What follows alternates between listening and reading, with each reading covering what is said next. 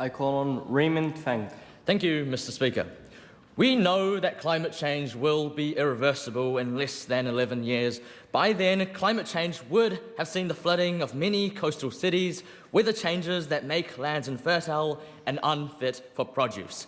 This bill we have here today does not stop this. This bill does not mitigate climate change or its effect, or better prepare New Zealand for it. This bill that we have in front of us today, Mr. Speaker, fails at its core purpose and will end up hurting the most vulnerable of New Zealanders the most.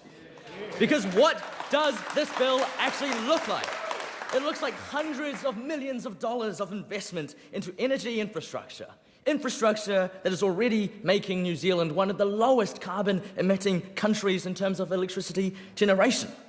This goal of 90% sustainable production by 2025 specifically, whilst realistic, comes with a massive marginal cost. And it's a cost that just isn't worth what little benefit it hopes to bring.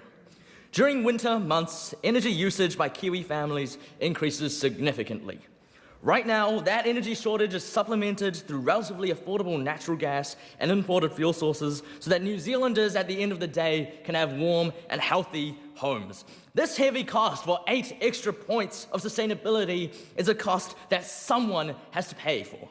Regardless of whether it's through public or private investment, at the end of the day, it will cost families more to run their heaters, and the people hurt most by this are predominantly the poorer, the less socioeconomically well-off, and the most vulnerable of Kiwis.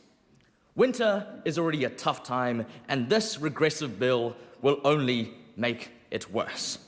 In fact, this bill doesn't even go so far as to reduce our carbon emissions to the extent where the purposes under Clause 3 are satisfied.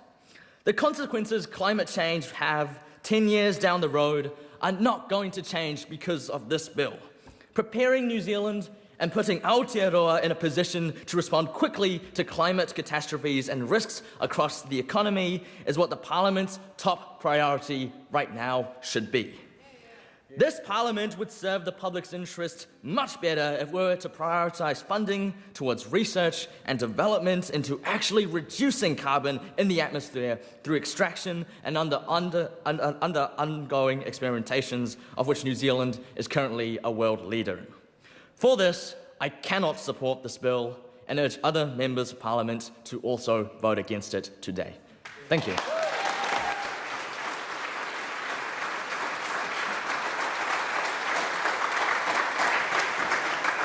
Mr. Speaker. I call on Jamal Fiso. Mr. Speaker, Lumen